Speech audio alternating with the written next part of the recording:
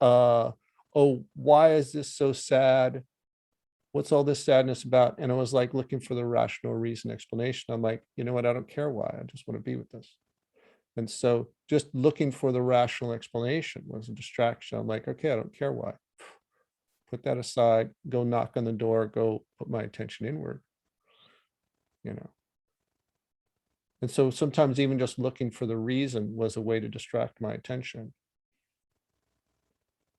I'm like, it doesn't really matter. Like, what? Well, let me just be with this. So those are the most common little quick changes in narratives. And we don't say, oh, here I'm about feeling guilt or sadness or anger, and I don't really want to do that. So let me tell myself another story. We don't consciously do that, but that's what, oh, Gary, get over it. Or, hey, there's nice things going on today. Just focus on that. Or, oh, let me check my email. We don't even think, let me check my email. Like, but we may have a very subtle feeling. Go reach for food. Reach for a phone.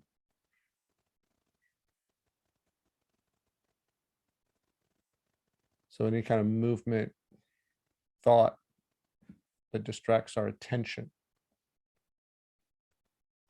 So if you think about all of these things, what's in common is it's a redirection of our attention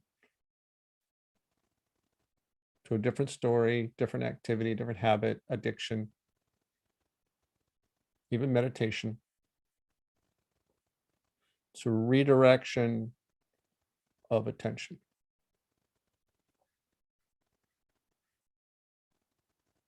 And generally it's an unconscious automated habit program that's like, that's uncomfortable, redirect my attention elsewhere. So it's like, now to really change that is, okay, A, notice where our attention is, awareness. B, redirect our attention to the awareness of sensation and feeling.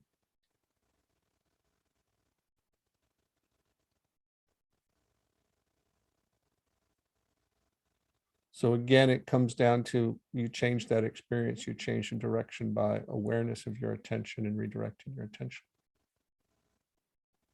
It's the biggest world changer.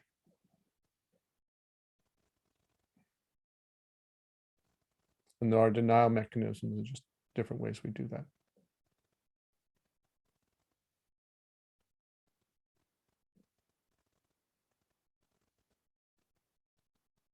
You recognize any of these patterns, Alex? Yes, probably. Yeah, lately more watching a little more TV, but surfing the web. Yeah, yeah,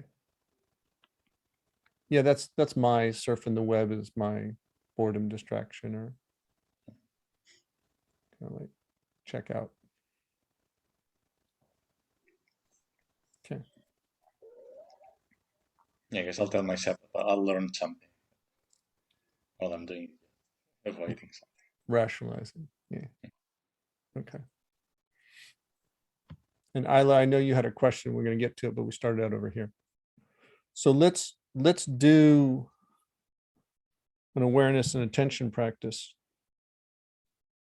for a few minutes, because if the unconscious programs are like pulling our attention away, generally something external or to a kind of a fantasy, generally our attention is going external, and it's going a book, another story, internet, phone, surfing.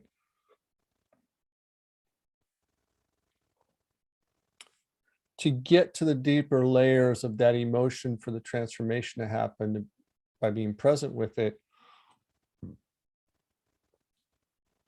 simply saying, oh, I want to find what those emotions are and release it as an idea is not enough.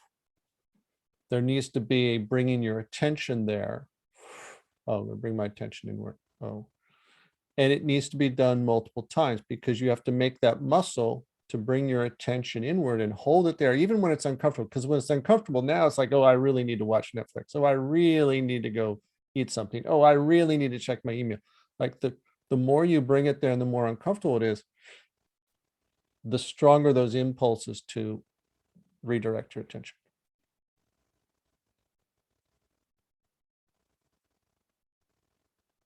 And so you then have to like, well, how do you make the muscle stronger to overcome that reflex of denial, distraction? You have to exercise that muscle, bringing your attention inward multiple times. You just don't knock on the door and the door opens. You knock on the door, gets a little uncomfortable, you lose your attention. And you go, oh, okay, let me bring it back. Knock on the door. Oh, that feels more uncomfortable. Okay, lose my attention. Oh, okay, I lost my attention. Bring it back. Knock on the door, knock on the door, knock on the door. Sit with it. I remember one time it was, had this sadness and grief.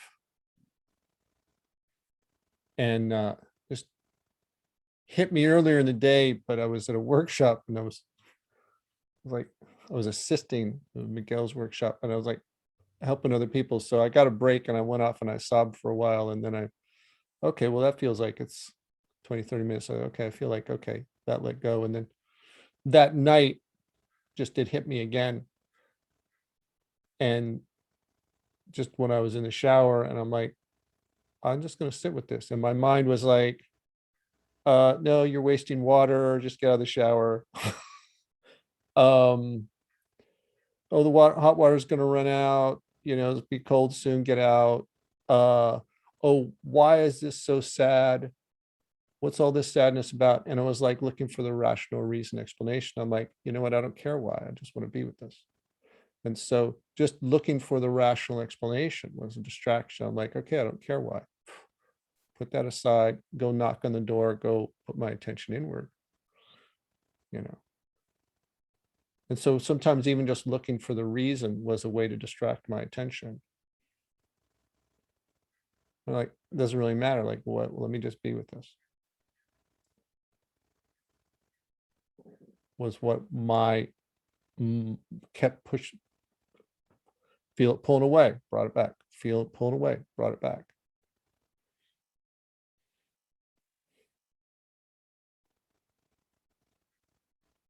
And I had, spend time practicing building that muscle, but then it wasn't easy. I still had to work to keep it there.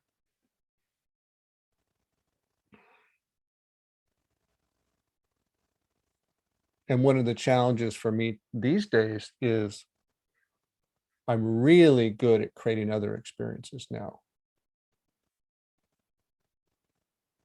I'm even more skilled at putting my attention on other things that feel good.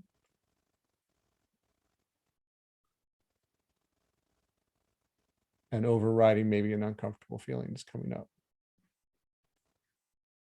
So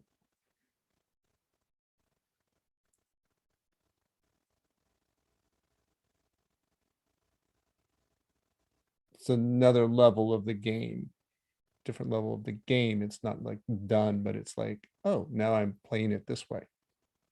Now I have to be really attuned to uncomfortable feelings like, okay, what is that from?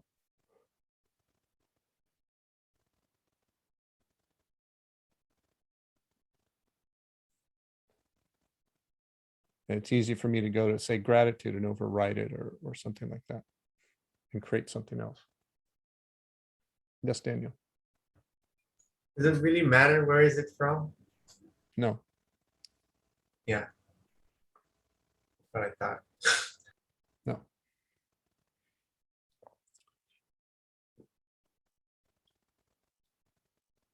I mean, I guess it matters if when you realize it, you learn something about yourself.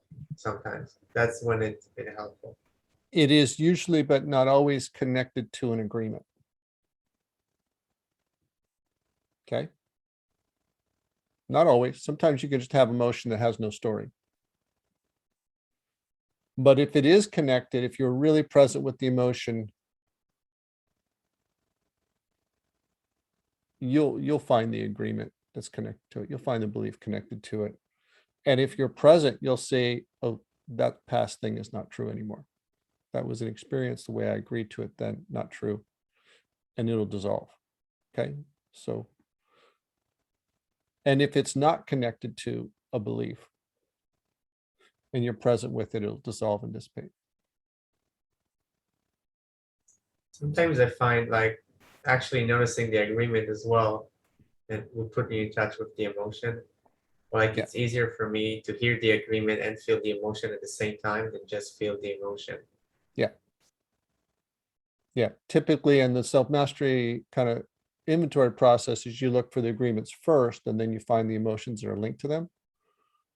But then you also need the awareness, like, okay, sometimes you can have an emotion without an agreement, and that confuses people because they're so used to looking for the story. Like, no, you can have the emotion without the agreement. And as you get more skilled, you end up finding, for me, I find the emotion, what's the feeling first, and then go, well, what's the story that goes with that? Yeah, Yes. that's what I find all the time.